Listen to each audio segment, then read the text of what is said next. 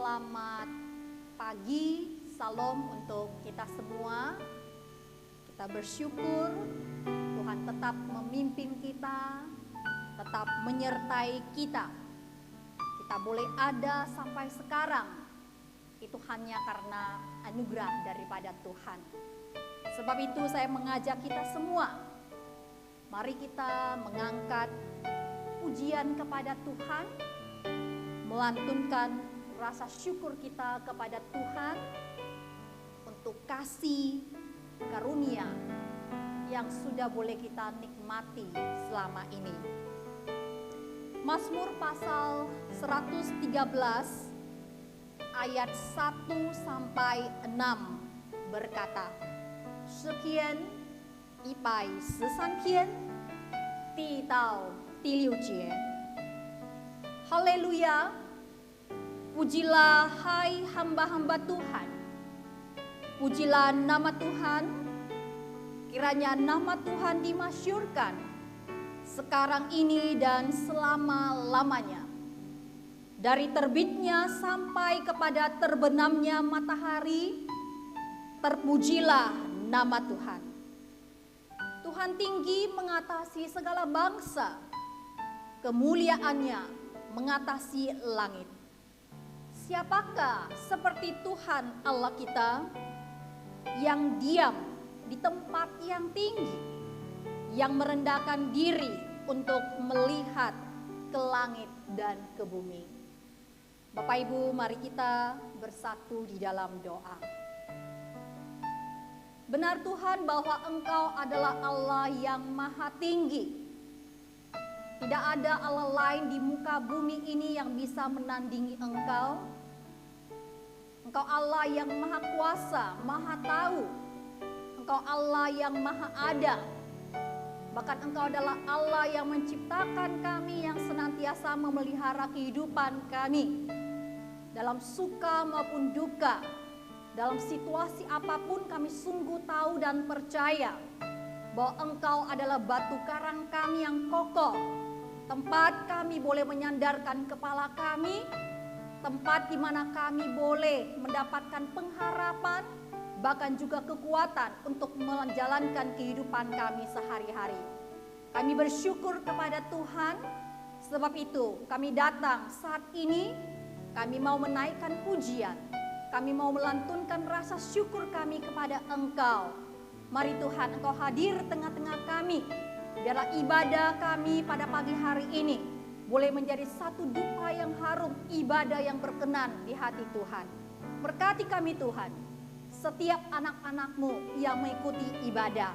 Biarlah mulai ibadah pada hari ini, kami boleh mengalami pertumbuhan di dalam kerohanian kami, di dalam pengenalan kami akan Tuhan, di dalam kasih kami, bahkan kepada Tuhan dan juga sesama kami. Terima kasih Bapa, inilah doa kami, di dalam nama Yesus kami berdoa. Amin. Mari Bapak Ibu kita mengangkat satu pujian. 这一生最美的祝福. Kita tahu di dalam hidup kita, satu-satunya hal yang paling berharga dan juga merupakan hal yang paling membuat kita merasa bahagia. Berkat yang boleh kita miliki yang terbesar adalah boleh mengenal Tuhan Yesus sebagai Tuhan, sebagai Juru Selamat, sebagai pemimpin dan Raja di dalam kehidupan kita. Mari kita sama-sama menyanyikan. 这一生最美的祝福就是能认识主耶稣。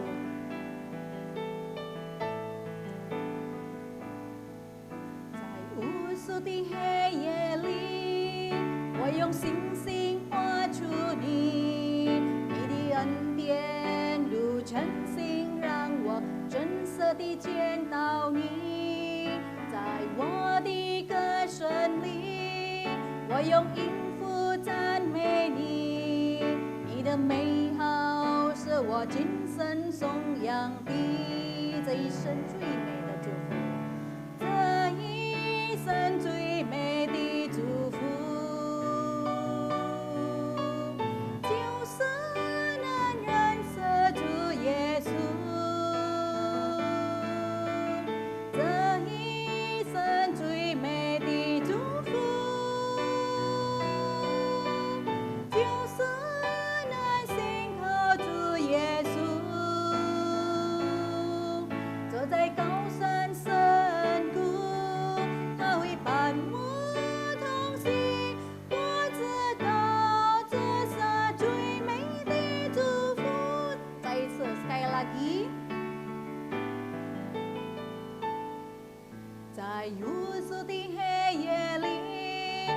用星星画出你，你的恩典如晨星，让我真实地见到你。在我的歌声里，我用音符赞美你，你的美好是我今生颂扬的。这一生最美的祝福，就是能认识主耶稣。这一生最美的祝福，就是能信靠主耶稣。坐在高山深谷，他会伴我同行。我知道这是最美的祝福。Kita tahu bahwa Allah yang kita sembah adalah Allah yang sungguh luar biasa. Dia adalah batu karang kita yang kokoh. Dia adalah tempat kita boleh bersandar dan juga berpengharapan. Sebab itu, kita boleh dengan penuh kepercayaan memberikan diri kita untuk senantiasa berada dalam pimpinan Tuhan. Langkah-langkah kehidupan kita ke depan, yakin bahwa Tuhan senantiasa memimpin kita. Mari kita sama-sama menyanyikan satu lagu, Yehova Nisi Wadesan. Tuhan, Engkau adalah Allah kami, Engkau adalah Tuhan yang senantiasa memimpin kami.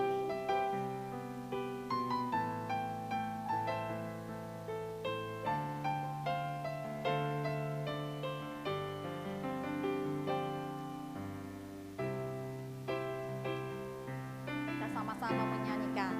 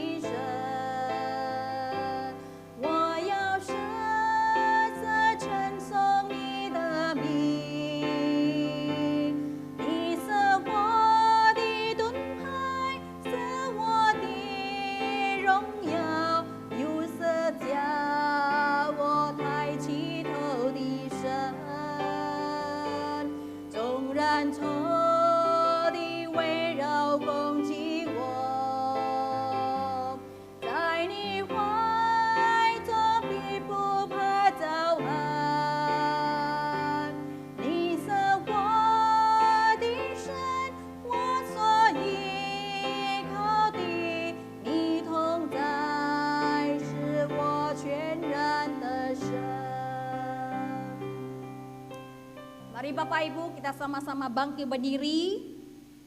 Mari kita mengaku iman kita kepada Tuhan. 我们一起来宣告我们的信仰。使徒信经，我信上帝，全能的父，创造天地的主。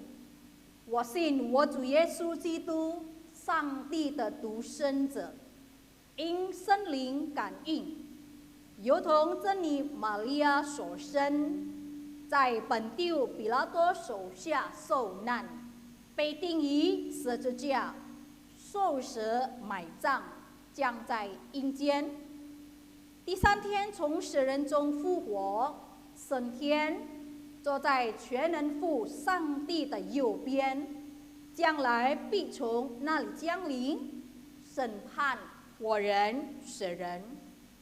我信圣灵，我信生而公的教会，我信圣徒相通，我信罪的赦免，我信身体复活，我信永生。Amin. Silakan duduk Bapak Ibu.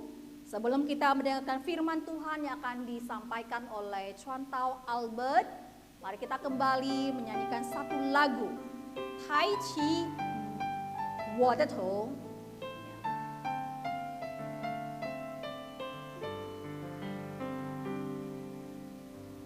你按着我的名来认识我，不窒息的爱将我拥抱，你为我穿上公义圣洁衣裳，使我活出神的荣耀。Sekali lagi， 你按着我的名来认识我，不窒息的爱将我拥抱，你为我穿上公义圣洁衣裳，使我活出神的荣耀，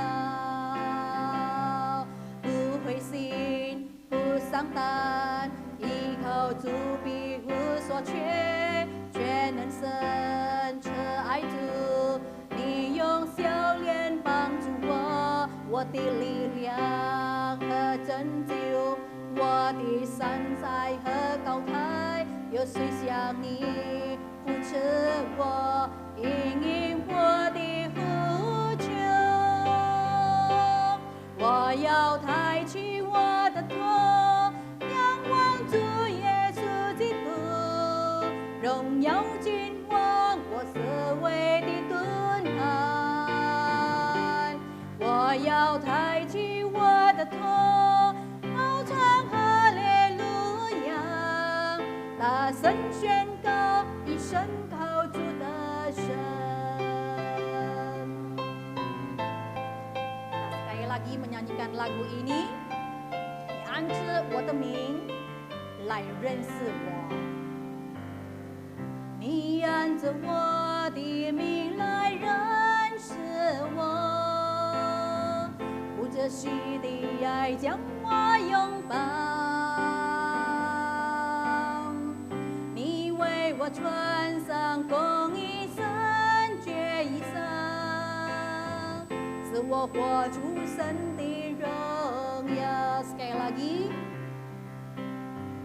你按着我的名来认识我，不窒息的爱拥抱我，你为我穿上公义圣洁衣裳，使我活出神的尊荣，不灰心，不丧胆，依靠主必无所缺，全能神慈爱主，你用笑脸帮助我，我的力量和拯救，我的山寨和高台，有谁像你扶持我，应允我的呼求？我要抬起我的头，仰望主耶稣基督，荣耀君王我是为的盾牌。我要抬起我的头，高唱哈利路亚，大声宣告一声靠主的神。Waktu selanjutnya saya serahkan kepada Chuantao Albert untuk menyampaikan firman Tuhan.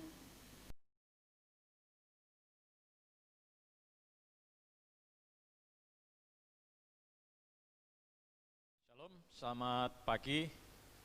Untuk Bapak Ibu sekalian, kiranya Tuhan tetap senantiasa memberkati kita semuanya.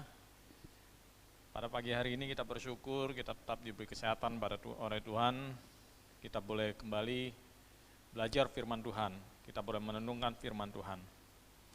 Tema pada pagi hari ini kita akan membahas tentang hukum Taurat, yaitu Yesus, hukum Taurat serta orang Kristen, yang diambil dari Matius pasal 5 ayat 17-20. Saya akan membacakan kepada Bapak Ibu sekalian dari Matius pasal 5 ayat 17-20. Janganlah kamu menyangka bahwa aku datang untuk meniadakan hukum Taurat atau kitab para nabi. Aku datang bukan untuk meniadakannya, melainkan untuk menggenapinya. Karena aku berkata kepadamu, sesungguhnya selama belum lenyap langit dan bumi ini, satu iota atau satu titik pun tidak akan ditiadakan dari hukum Taurat sebelum semuanya terjadi. Karena itu siapa yang meniadakan salah satu perintah hukum Taurat sekalipun yang paling kecil dan mengajarkannya demikian kepada orang lain, ia akan menduduki tempat yang paling rendah di dalam kerajaan surga. Tetapi siapa yang melakukan dan mengajarkan segala perintah-perintah hukum Taurat, ia akan menduduki tempat yang tinggi di dalam kerajaan surga. Maka aku berkata kepadamu, jika hidup keagamaanmu tidak lebih benar daripada hidup keagamaan ahli-ahli Taurat dan orang-orang Farisi, sesungguhnya kamu tidak akan masuk ke dalam kerajaan surga. Mari kita berdoa Bapak Ibu sekalian. Terima kasih Bapa yang di surga. Terima kasih atas firman-Mu, kami boleh belajar, kami boleh mengenal kembali hukum yang Engkau tetapkan bagi kami pada pagi hari ini ya Bapa. Kami boleh belajar kebenaran yang ada di dalam hukum ini ya Bapa. Sehingga pada saat kami berbicara tentang hukum ini, kami boleh mengerti dan memahaminya, bagaimana kami harus memperlakukannya dan berlakukan dalam kehidupan kami sehari-hari. Terima kasih Bapak yang di surga, Engkau boleh memimpin hamba-Mu, sehingga hamba-Mu boleh menyampaikan dengan hikmat dan bijaksana daripada surgawi, dan juga kiranya Engkau boleh melembutkan setiap hati pikiran yang mendengarkan firman-Mu ini. Engkau yang menguasai, Engkau yang memimpin, Roh-Mu yang bekerja di dalam setiap hati kami pribadi masing-masing. Terpujilah nama-Mu, dalam nama Yesus Kristus kami berdoa. Amin. Bapak Ibu sekalian, berbicara soal hukum Taurat, itu artinya berbicara tentang hukum yang Allah berikan kepada bangsa Israel, umat pilihannya. Jadi ada beberapa hukum Allah yang dikenal pada zaman itu. Misalnya, hukum-hukum moral dan seremonial dari Allah yang diberikan untuk menolong orang mengasihi Allah dengan segenap hati dan pikiran mereka.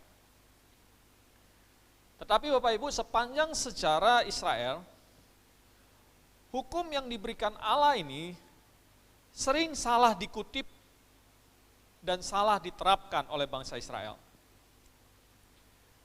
Pada zaman Yesus, pemimpin-pemimpin agama mengubah hukum itu menjadi sekumpulan peraturan yang sangat membingungkan. Nah, ketika Yesus berbicara tentang cara baru untuk memahami hukum Allah tersebut, Yesus sebenarnya berusaha untuk membawa orang-orang kembali kepada tujuan semula hukum itu dibuat. Bapak Ibu sekalian, Tuhan Yesus tidak berbicara menentang hukum itu sendiri, tetapi menentang penyalahgunaan serta tindakan-tindakan yang berlebihan yang dilakukan dengan mengatasnamakan hukum itu. Itu kita bisa lihat di dalam Yohanes pasal 1 ayat 17. Apa yang dikatakan di Yohanes pasal 1 ayat 17? Sebab hukum Taurat diberikan oleh Musa, tetapi kasih karunia dan kebenaran datang oleh Yesus Kristus. Nah, ini yang mau ditegaskan oleh Tuhan Yesus. Jadi Bapak Ibu sekalian, jika Yesus bukan datang untuk meniadakan hukum Taurat, pertanyaannya, apakah itu berarti semua hukum dalam Perjanjian Lama tetap berlaku bagi kita hingga saat ini?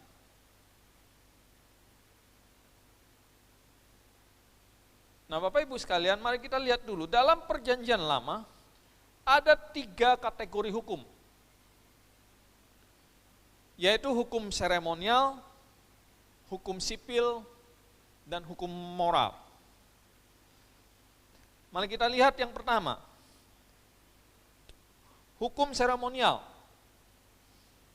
Hukum ini berhubungan khusus dengan ibadah Israel. Hukum seremonial berhubungan khusus dengan ibadah bangsa Israel. Nah, ini kita bisa jumpai misalnya, kita lihat di dalam Imamat pasal 1 ayat 2 sampai dengan 3.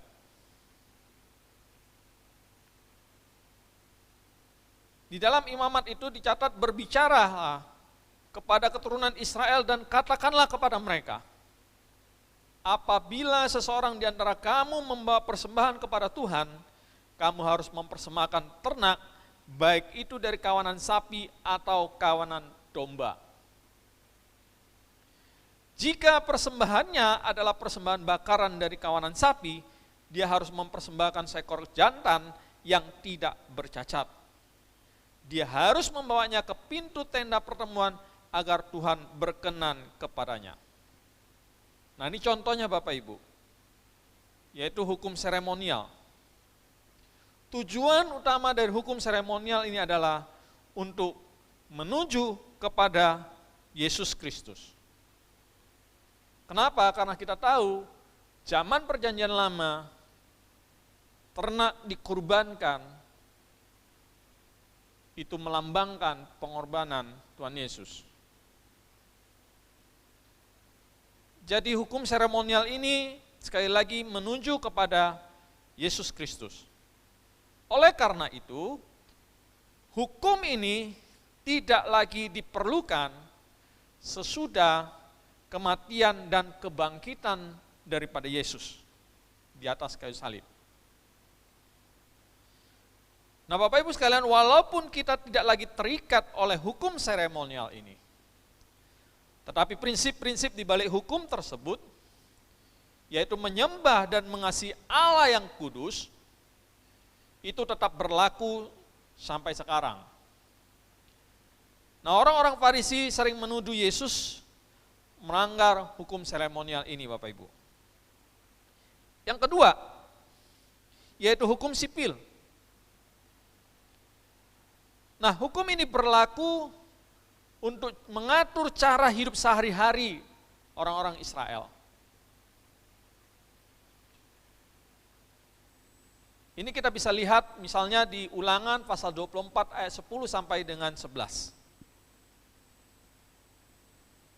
Ketika kamu meminjamkan sesuatu kepada sesamamu, janganlah kamu memasuki rumahnya untuk mengambil jaminan. Kamu harus tetap berada di luar. Orang yang menerima pinjaman itu untuk membawa jaminan itu kepadamu. Nah, ini aturan bagaimana cara hidup yang mengatur bangsa Israel. Nah, Bapak Ibu sekalian, karena budaya dan masyarakat modern sangat berbeda sekali dengan zaman dan situasi pada waktu itu. Maka semua pedoman daripada hukum sipil ini tidak bisa diikuti secara spesifik. Tetapi sekali lagi Bapak Ibu, prinsip-prinsip di balik perintah-perintah itu abadi dan harus merupakan pedoman bagi perilaku kita. Yesus sendiri menunjukkan prinsip-prinsip itu melalui teladannya. Dia sangat menghargai dan mendisiplinkan diri untuk mengikuti hukum sipil tersebut. Ketiga Bapak Ibu sekalian, yaitu hukum moral. Nah, hukum ini merupakan perintah langsung dari Allah. Yaitu apa? Yaitu 10 perintah Allah. Itu bisa kita ketemui dalam Keluaran pasal 20 ayat 1 sampai dengan 17. 10 hukum perintah Allah yang langsung diberikan dari Allah ini harus ditaati dengan ketat. Hukum ini dengan jelas menunjukkan sifat dan kehendak dari Allah dan tetap berlaku bagi kita zaman sekarang ini. Bapak Ibu sekalian, kita harus mentaati hukum moral ini, bukan untuk memperoleh keselamatan, melainkan hidup dengan cara-cara yang menyenangkan Allah. Dengan hukum tersebut, Yesus sendiri pun menaati hukum moral ini dengan sepenuhnya tanpa cacat celah, Bapak Ibu sekalian. Nah, Bapak Ibu sekalian, di dalam nas yang kita baca di awal tadi, di situ dikatakan bahwa Yesus tidak datang untuk meniadakan hukum Taurat atau kitab para nabi. Yesus tidak datang untuk meniadakan hukum Taurat atau kitab para nabi. Bapak Ibu sekalian, orang-orang Farisi pada zaman itu menuduh Yesus melecehkan perjanjian lama, bahwa Yesus berusaha meniadakan atau membatalkan hukum Taurat.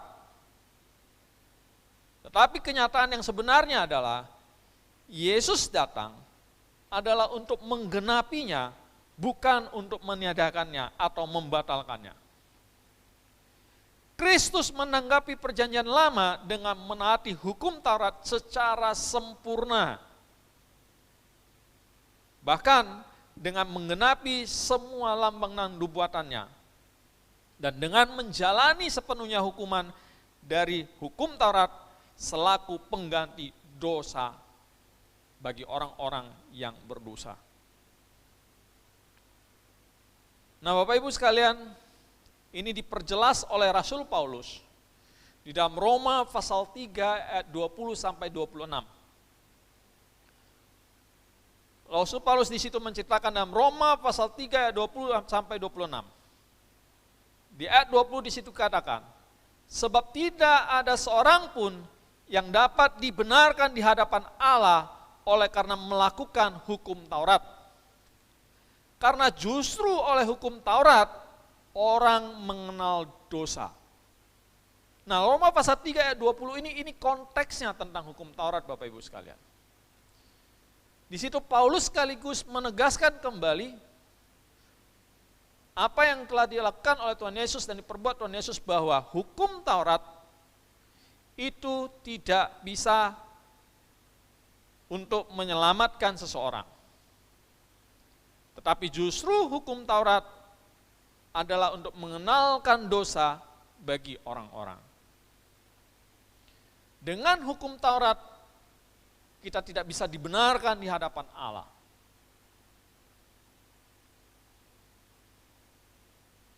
Nah, selanjutnya di ayat 21 sampai dengan ayat yang ke-26, di situ Paulus mulai menceritakan, lalu dengan apa manusia bisa diselamatkan?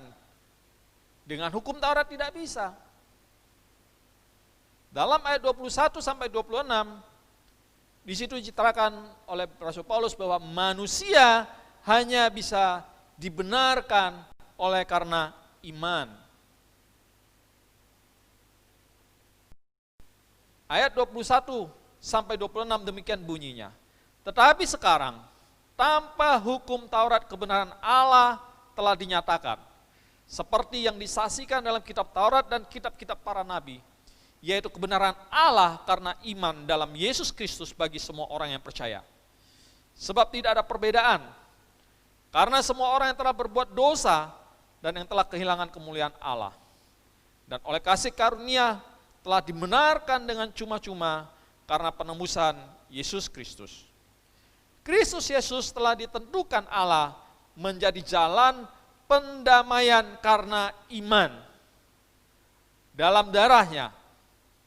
Hal ini dibuatnya untuk menunjukkan keadilannya, karena ia telah membiarkan dosa-dosa yang telah terjadi dahulu pada masa kesabarannya. Maksudnya ialah untuk menunjukkan keadilannya pada masa ini, supaya nyata bahwa ia benar dan juga membenarkan orang yang percaya kepada Yesus. Nah, manusia dibenarkan karena iman, ini kembali ditegaskan oleh Rasul Paulus di dalam Roma pasal 10 ayat 4. Di situ dikatakan sebab Kristus adalah kegenapan hukum Taurat, sehingga kebenaran diperoleh tiap-tiap orang yang percaya. Jadi Bapak Ibu sekalian, pada zaman Rasul Paulus, ada sekelompok orang Yahudi yang berhaluan garis keras. Mereka berargumen bahwa orang yang bukan Yahudi, kalau ingin menjadi orang Yahudi, orang yang bukan Yahudi, kalau ingin menjadi orang Kristen, maka mereka harus menjadi orang Yahudi dahulu. Nah, itu di zamannya Rasul Paulus, sekelompok orang Farisi yang berhaluan keras, mereka punya pendapat yang demikian. Kemudian Rasul Paulus menyingkatkan kelemahan daripada argumen orang-orang ini. Rasul Paulus menggunakan perjanjian lama yang diambil, dia mengutip Kejadian pasal 15 ayat 6. Lalu percayalah Abraham kepada Tuhan, maka Tuhan memperhitungkan hal itu kepadanya sebagai kebenaran. Abraham percaya kepada Tuhan. Tuhan memperhitungkan kepercayaan Abraham itu sebagai kebenaran. Rasul Paulus menggunakan ayat ini perjanjian lama untuk membuktikan kebenarannya bahwa orang-orang Farisi itu salah. Bahwa anak-anak Abraham yang sesungguhnya adalah orang-orang yang memiliki iman, bukan orang-orang yang menaati hukum. Abraham sendiri diselamatkan bukan karena menaati hukum, tapi karena imannya. Itu yang kita baca tadi di Kejadian pasal 15 ayat 6. Semua orang percaya dari segala zaman dan dari segala bangsa ikut menerima berkat yang diterima oleh Abraham. Bapak Ibu sekalian, ini adalah janji yang memenangkan. Ini merupakan sebuah warisan yang sangat besar bagi kita. Dan ini juga merupakan dasar yang kokoh untuk kehidupan kita semua orang-orang yang percaya. Kemudian juga Rasul Paulus mengutip perjanjian lama lagi. Di dalam Ulangan pasal 27 ayat 26. Di situ dikatakan demikian, terkutuklah orang yang tidak menepati perkataan hukum Taurat ini dengan perbuatan. Dan seluruh bangsa itu haruslah berkata, amin. Nah Bapak Ibu sekalian, untuk membuktikan bahwa bertentangan dengan apa yang dinyatakan oleh kelompok Yahudi yang keras tadi, maka hukum Taurat tidak bisa, di sini dengan jelas dikatakan bahwa hukum Taurat tidak bisa membenarkan dan menyelamatkan. Hukum itu hanya bisa untuk menghukum. Melanggar satu perintah saja membuat seseorang dihukum. Artinya bahwa hukum Taurat tidak bisa melakukan apapun untuk membatalkan penghukuman tersebut, Bapak Ibu sekalian.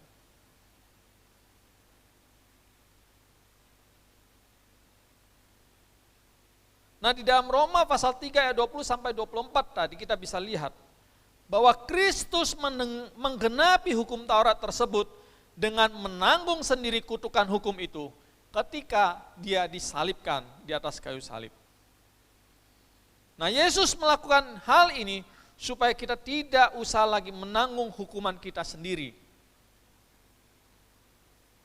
Jadi Bapak Ibu sekalian, satu-satunya syarat jalan keselamatan adalah kita menerima kematian Kristus sebagai jalan keselamatan.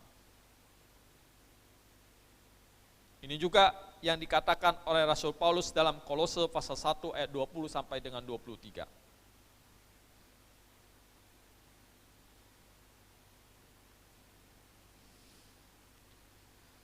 Nah Bapak Ibu sekalian,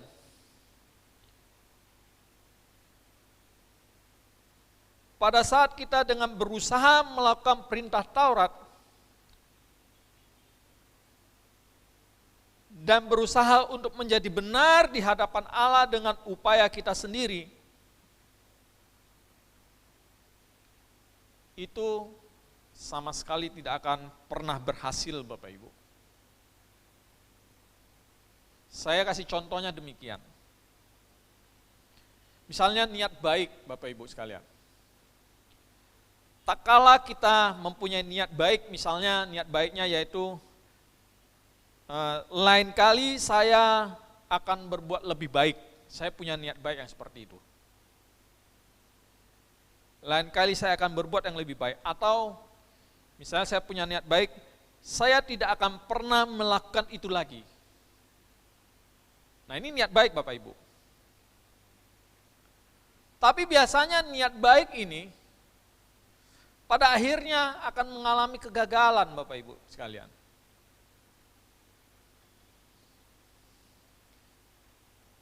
Kenapa? Nah, Rasul Paulus menunjukkan hal ini dalam pernyataannya dalam sebuah pernyataan di Habakuk yang dia kutip dari Habakuk pasal 2 ayat 4. Sesungguhnya orang yang membusungkan dada tidak lurus hatinya, tapi orang yang benar itu akan hidup oleh percayanya. Maksudnya, pada saat kita punya niat baik melakukannya, tapi kita tidak mengandalkan Allah, pasti gagal. Karena itu menunjukkan kesombongan kita. Lalu melalui Habakuk pasal 2 ayat 4 itu bagaimana? Bahwa kita harus mempercayai Allah, percaya pada ketetapannya bagi dosa kita dan hidup setiap hari dalam kuasanya. Dengan cara seperti itu barulah kita dapat mematahkan siklus kegagalan ini.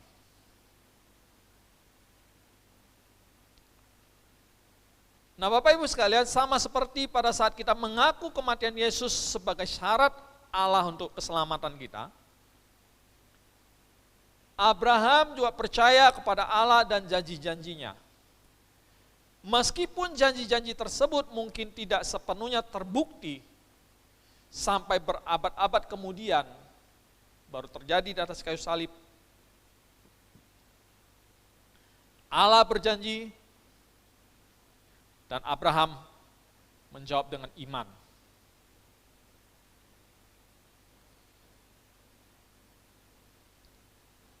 Ini dibuktikan pada saat Abraham menerima pencobaan,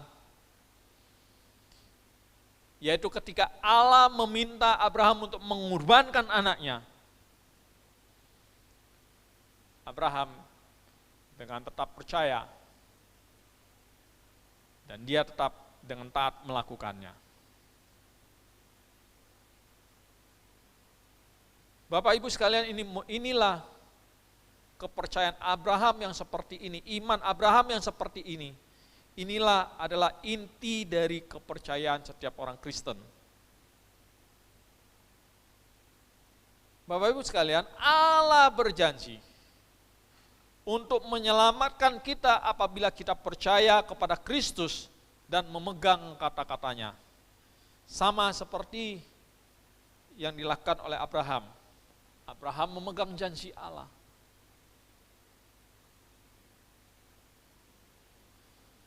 Jadi Bapak Ibu sekalian, kita kembali ke hukum Taurat. Hukum Taurat memiliki dua fungsi. Di sisi positif, hukum Taurat menunjukkan sifat dan kehendak Allah dan menunjukkan kepada orang-orang bagaimana harus menjalani hidup ini. Di sisi negatif, hukum Taurat menunjukkan dosa manusia dan menunjukkan kepada mereka bahwa mustahil bisa menyenangkan Allah dengan berusaha menaati seluruh hukumnya dengan sempurna. Janji Allah kepada Abraham berhubungan dengan iman Abraham, Bapak Ibu. Hukum itu fokus pada tindakan.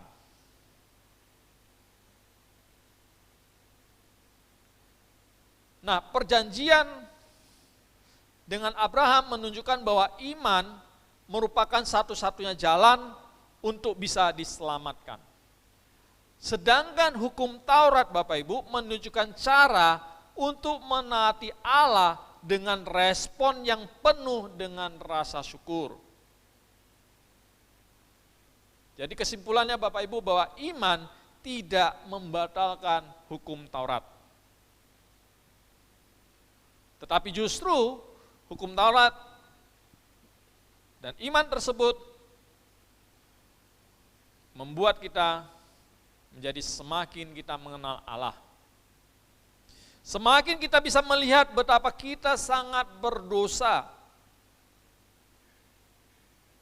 Jadi kita bisa mengetahui secara rinci bagaimana Allah melaksanakan kasih karunia di dalam Kristus.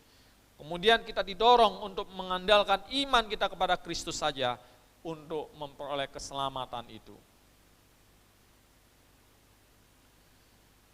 Bapak Ibu sekalian, ketika Allah memberikan janjinya kepada Abraham, Allah melakukannya sendiri tanpa perantara. Tanpa malaikat atau tanpa Musa sebagai perantaranya, tapi Allah bertindak langsung memberikan janjinya.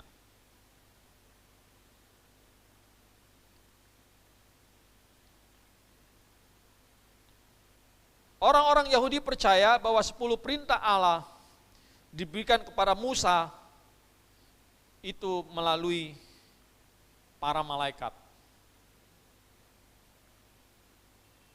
Nah, kita bisa lihat mengkonfirmasinya di Kisah Para Rasul pasal 7 ayat 38. Di situ Stefanus menyebutkan hal ini demikian, bahwa Musa menerima 10 perintah Allah itu diberikan oleh para malaikat. Ini menunjukkan bahwa memperoleh keselamatan dan pertumbuhan iman lebih unggul dibandingkan dengan usaha untuk memperoleh keselamatan dengan cara menaati hukum Yahudi. Jadi Kristus adalah satu-satunya yang terbaik yang diberikan Allah bagi kita untuk datang kepadanya.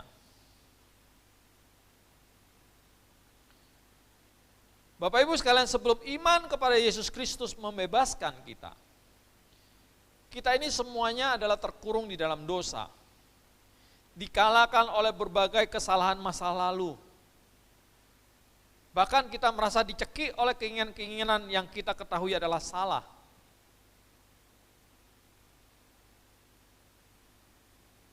Allah mengetahui bahwa kita adalah para tawanan dosa, Bapak Ibu.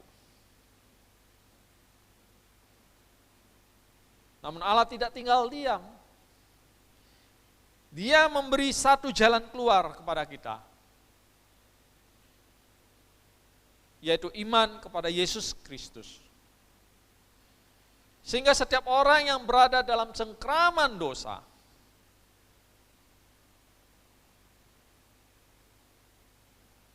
akhirnya bisa keluar dari cengkraman tersebut. Apabila orang-orang tersebut menaruh iman kepada Yesus Kristus,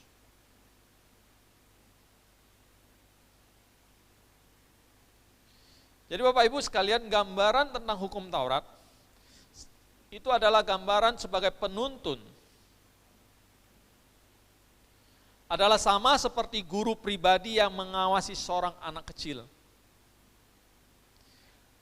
Ketika kita masih kecil Bapak Ibu, sering kali kita diawasi oleh orang yang lebih dewasa. Nah, hukum Taurat itu digambarkan seperti itu adanya. Namun Bapak Ibu, kita tidak lagi membutuhkan pengawasan yang seperti itu. Hukum Taurat mengajar kita tentang perlunya keselamatan. Karena hukum Taurat menunjukkan kepada kita betapa berdosanya kita. Namun kasih karunia Allah memberi kita keselamatan tersebut.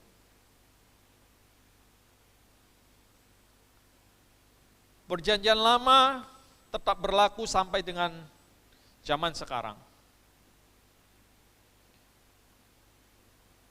Di dalamnya Allah menunjukkan sifatnya, kehendaknya bagi umat manusia, dan hukum-hukum moralnya, dan petunjuknya untuk menjalani kehidupan. Akan tetapi Bapak Ibu, kita tidak bisa diselamatkan dengan cara menaati hukum Taurat tersebut. Tapi kita harus percaya kepada Kristus, karena Dia yang diutus untuk menggenapinya dan membayar lunas di atas kayu salib.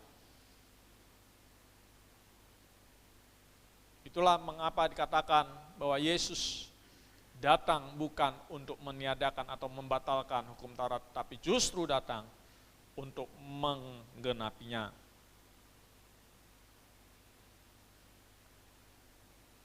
Di ayat 18, Yesus menegaskan kekekalan hukum Taurat, bahwa Dia bukan saja tidak bermaksud untuk membatalkannya, tetapi juga hukum itu tidak boleh ditiadakan.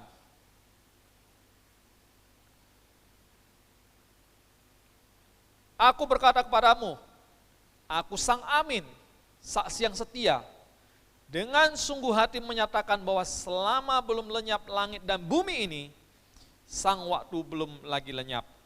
Dan selama pahala yang kekal itu belum menggantikan segala hukum, satu iota atau satu titik pun, hal yang paling remeh sekalipun, tidak akan ditiadakan dari hukum Taurat sebelum semuanya terjadi. Kenapa Bapak Ibu? Karena untuk apa lagi Allah menjalankan pemeliharaannya dan anugerahnya kalau bukan untuk menggenapi kitab suci itu sendiri. Kita lihat langit dan bumi akan bersatu dan seluruh kepenuhannya akan dilanda kehancuran dengan kekacauan. Tetapi tidak satu pun firman Allah akan gugur atau menjadi sia-sia.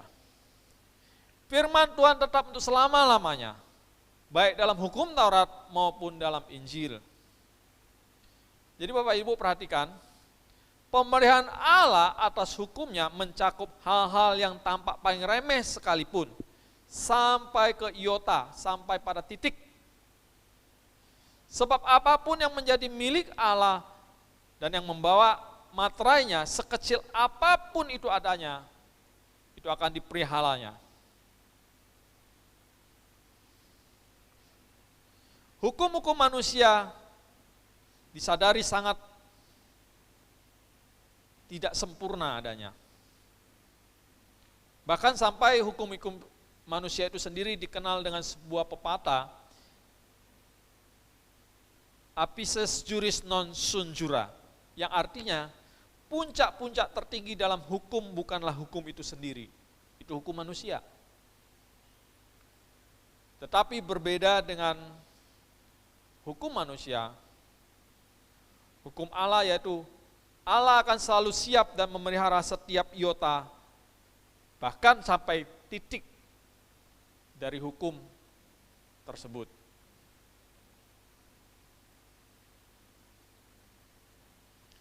Nah Bapak Ibu sekalian, kemudian di ayat 19 Yesus menyuruh murid-muridnya untuk memelihara hukum Taurat itu dengan hati-hati.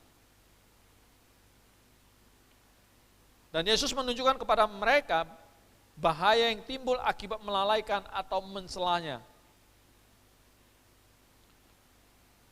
Karena itu siapa yang meniadakan salah satu perintah hukum Taurat sekalipun yang paling kecil, apalagi yang besar, seperti yang dilakukan oleh orang Farisi yang melalaikan urusan-urusan hukum Taurat yang penting dan mengajarkan orang lain untuk melakukan demikian, serta yang melanggar perintah Allah demi adat istiadat mereka. Maka di situ dikatakan ia akan menduduki tempat yang paling rendah di dalam kerajaan sorga. Bapak Ibu sekalian, meskipun orang-orang Farisi ini sangat dipuji sebagai guru-guru yang hebat, tetapi mereka tidak akan dipakai sebagai guru dalam kerajaan Kristus. Lalu siapa? Siapa yang akan dipakai sebagai guru dalam kerajaan Kristus? Yaitu siapa yang melakukan dan mengajarkan segala perintah-perintah hukum Taurat sebagaimana yang dilakukan oleh murid-murid Kristus. Yang mereka bisa membuktikan bahwa mereka juga bersahabat atau percaya pada perjanjian lama. Yang mereka bisa membuktikan bahwa mereka lebih lagi daripada orang-orang Farisi. Orang-orang demikianlah yang akan menduduki tempat yang tinggi dalam kerajaan surga, meskipun dicelah oleh manusia. Bapak Ibu sekalian, orang-orang Farisi adalah orang-orang yang ahli dalam memberitahu orang lain apa yang harus dilakukan. Orang Farisi sangat ahli dalam hal ini. Tetapi mereka sendiri tidak pernah menangkap maksud utama dari hukum-hukum Allah tersebut. Mereka pintar mengajarkan. Mereka pintar memberitahukan kepada orang lain. Tapi maksud dan isi daripada ajaran tersebut, mereka tidak menanggapinya. Mereka tidak mengerti sama sekali. Yesus menjelaskan bahwa menaati hukum-hukum Allah adalah lebih penting daripada menjelaskannya. Menaati lebih penting daripada menjelaskannya. Jadi Bapak Ibu adalah lebih mudah untuk mempelajari hukum-hukum Allah dan menyuruh orang lain menaatinya daripada mempraktikannya sendiri. Nah, itu yang dilakukan oleh orang Farisi. Pertanyaannya, bagaimana dengan kita semuanya dalam hal menaati Allah? Nah, kalau kita lihat kembali di ayat 20, orang-orang Farisi sangat sesama dan teliti dalam upaya mereka untuk mengikuti hukum-hukum mereka. Mereka sangat teliti sekali. Lalu bagaimana Yesus dapat secara masuk akal meminta kita untuk hidup lebih benar daripada mereka?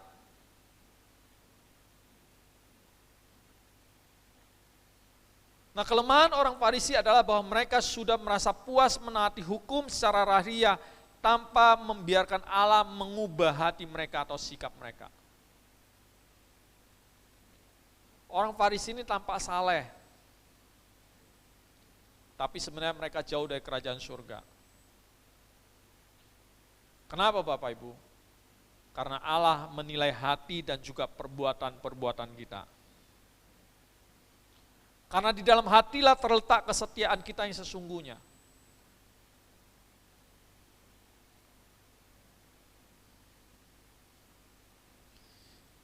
Yesus mengatakan kepada para pendengarnya,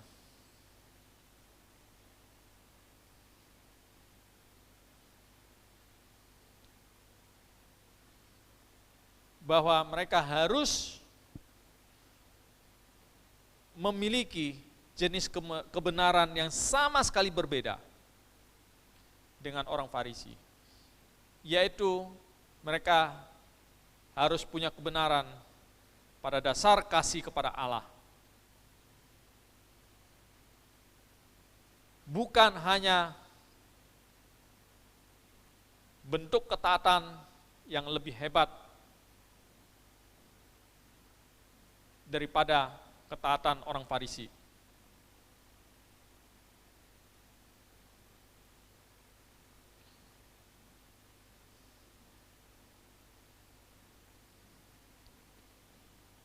Nah, kebenaran seperti apa yang dikatakan oleh Yesus? Kebenaran apa yang sama sekali harus berbeda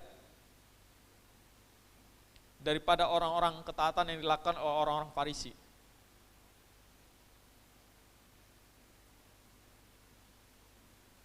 Yang pertama,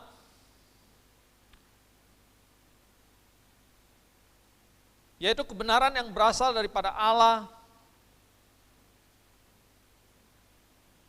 yang lakukan di dalam diri kita. Bukan dari apa yang dapat kita lakukan sendiri. Jadi kita harus melihat apa yang Allah lakukan dalam diri kita. bukan apa yang dapat kita lakukan sendiri. Kebenaran kedua yang diungkapkan oleh Tuhan Yesus, yaitu bahwa berpusat pada Allah,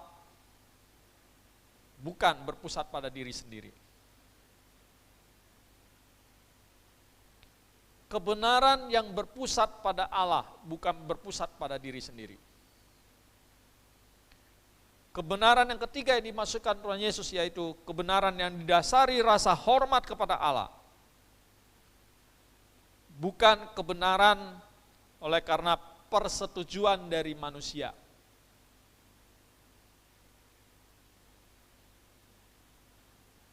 Dan yang keempat, kebenaran yang dimasukkan Tuhan Yesus, yaitu kebenaran yang bukan sekedar taat pada hukum, tetapi hidup berdasarkan prinsip-prinsip di balik hukum tersebut.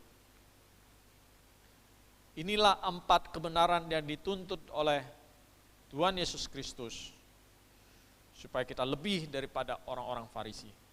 Orang-orang Farisi memang terkenal sangat taat dan teliti dalam menjalankan hukumnya. Dan Tuhan Yesus mengingatkan kepada kita harus melebihi orang Farisi, menaati itu semuanya. Dan Tuhan Yesus sudah mengungkapkan 4 kebenaran ini. Para ahli Taurat dan kaum Farisi itu hanya peduli dengan yang bagian lahiriah saja, Bapak Ibu. Tapi hari ini kita dituntut, kita harus memperhatikan juga kesalehan batinnya. Tujuan mereka hanyalah untuk mendapatkan pujian dan penghargaan manusia. Orang-orang Farisi melakukan kebenaran, tujuan mereka hanya untuk mendapatkan pujian dan penghargaan manusia. Tapi kita harus melebihi itu. Tujuan kita melakukan kebenaran atau hukum-hukum itu adalah untuk mendapatkan perkenaan dan penerimaan oleh Allah. Orang Farisi bangga akan apa yang mereka jalankan dalam ibadah dan mempercayainya sebagai suatu kebenaran. Tetapi kita, setelah melakukan itu semuanya, kita harus menyangkal diri dan berkata, kami adalah hamba-hamba yang tidak berguna dan hanya percaya kepada kebenaran Kristus semata. Bapak Ibu sekalian, dengan cara inilah kita akan melebihi ahli-ahli Taurat dan orang-orang Farisi. Kita hendaknya juga memperhatikan sikap-sikap kita yang tidak terlihat orang, sama seperti kita memperhatikan tindakan-tindakan kita yang terlihat oleh semua orang. Jadi Bapak Ibu sekalian, kesimpulannya, hukum Taurat dan Perjanjian Lama tetap berlaku sampai saat ini juga. Sekali lagi, melalui nats yang kita sharingkan, yang kita pelajari pada pagi hari ini, dengan jelas di sini menegaskan kepada kita bahwa hukum Taurat tidak bisa menyelamatkan, tapi hanya iman kepada Yesus Kristus. Dia yang diutus untuk menggenapi daripada hukum tersebut. Dengan percaya kepadanya, maka kita akan diselamatkan.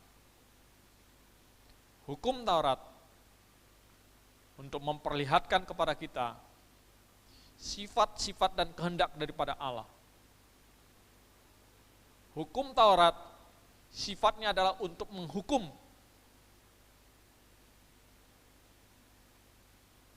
Hukum Taurat menunjukkan dosa-dosa kita. Sebaliknya Bapak Ibu sekalian, Tuhan Yesus diutus ke dunia ini justru untuk menggenapinya, karena Allah tahu manusia tidak mungkin bisa lepas daripada tawanan dosa ini. Manusia tidak mungkin bisa sempurna melakukan hukum-hukum yang ditetapkan oleh Allah dengan sempurna. Hanya Kristuslah yang sanggup melakukan itu, yang melakukannya tanpa cacat celah. Dan Kristus menggenapinya di atas kayu salib.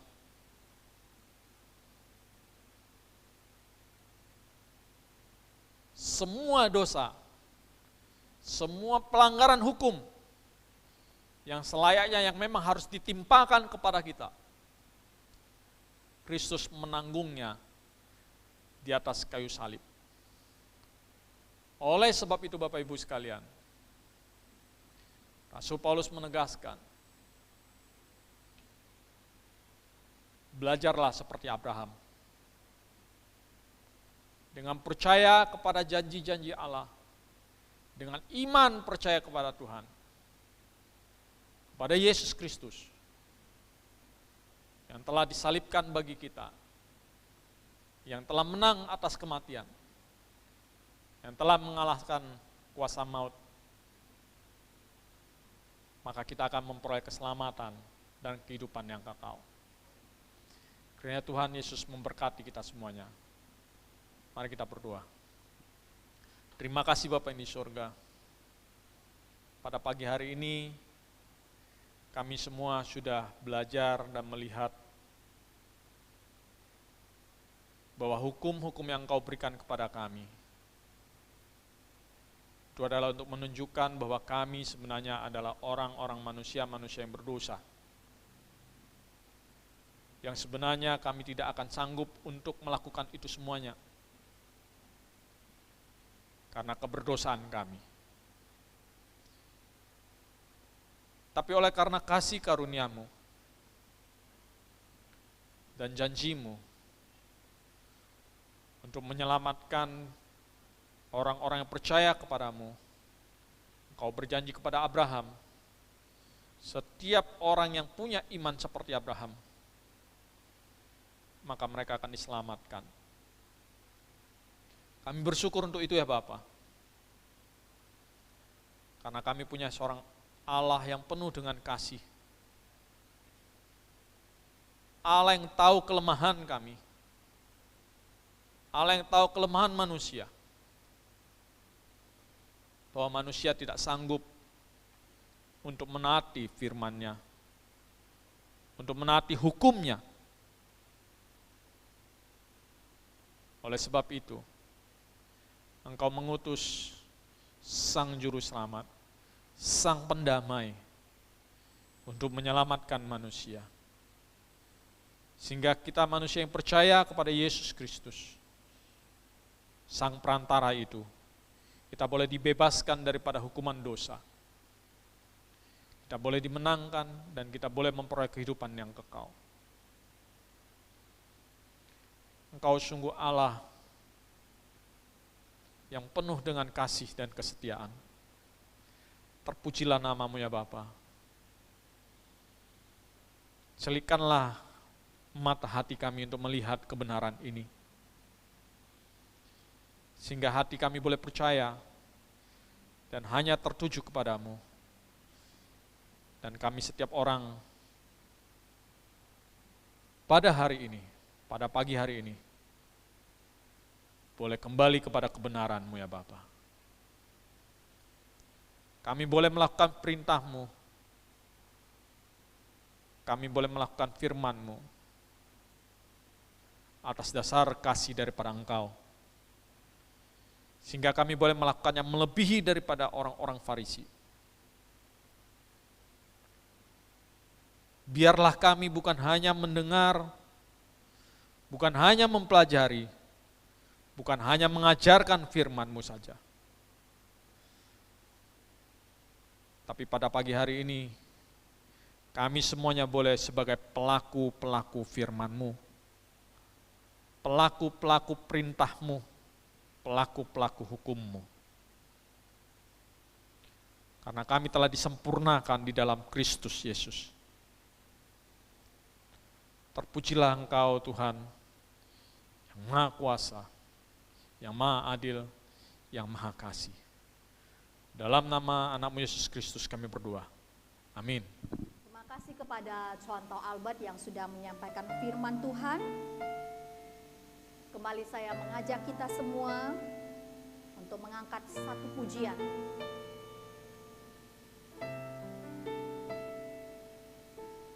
Kita memuji Tuhan bagaikan Raja Wali yang terbang tinggi. Demikian Tuhan mengangkat kita tinggi, mengangkat kita sebagai anak-anak yang sungguh dikasihinya, mahkota ciptaan daripada Tuhan, dianggap sebagai permata yang sungguh dikasihi Tuhan. Mari kita sama-sama menyanyikan. Ru ying zan shi sang teng.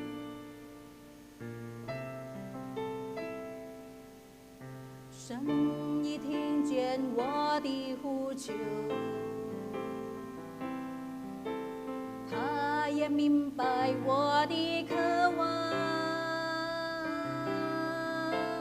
放下重担，脱去一切缠累，恢复神造我的荣美形象。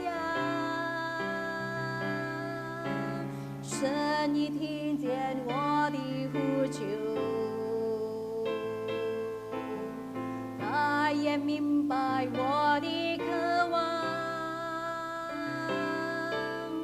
放下重担，脱去一切缠累，恢复神造我的荣美形象，永在地上创造万有的主，他的智慧无法尺度，疲乏的他成能力，软弱的他加力量，等候耶和华必重新得力，如鹰展翅上腾，翱翔在神的国度里，飞越所有艰难和风暴，单单注视你荣耀宝座，如鹰展翅上腾，翱翔在神的国度里，领受神灵恩膏和恩能，活出美好这样的风采。Kita sama-sama mengucapkan doa Bapa kami，我们一起来念主祷文。我们在天上的父，愿人都尊父的名为圣，愿父的国降临，愿父的旨意行在地上，如同行在天上。我们日用的饮食，今日赐给我们，赦免我们的罪，如同我们赦免得罪我们的人，不叫我们遇见试探，拯救我们脱离凶恶。因为国度、权柄、荣耀，全是父的，直到永远。阿们。我们一起来领受神的祝福， kita sama-sama menerima berkat daripada Tuhan。愿耶和华赐福给你，保护你；愿耶和华使他的脸光照你，施恩给你；愿耶和华向他的仰脸，使你平安，从今时直到永永远远。Tuhan memberkati engkau dan melindungi engkau. Tuhan menyinari engkau dengan wajah-Nya dan memberi engkau kasih karunia. Tuhan menghadapkan wajah-Nya kepadamu dan memberi engkau damai sejahtera sejak sekarang ini sampai selama-lamanya. Amin. 感谢君能天父。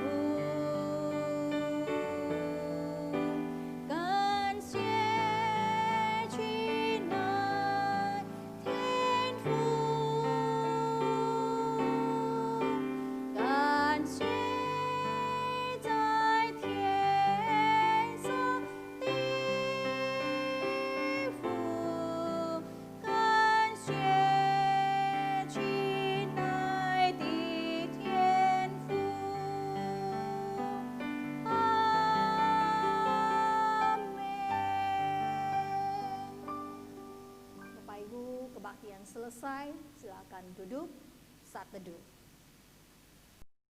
Bapak Ibu, sekali lagi salam dan juga salam sehat kepada kita semua.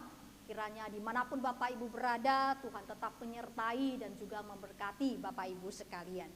Bapak Ibu, ada beberapa hal yang mau saya sampaikan. Yang pertama yaitu kita akan mengadakan webinar ya, yang diselenggarakan oleh Family Fellowship, yaitu pada tanggal 3 bulan Desember.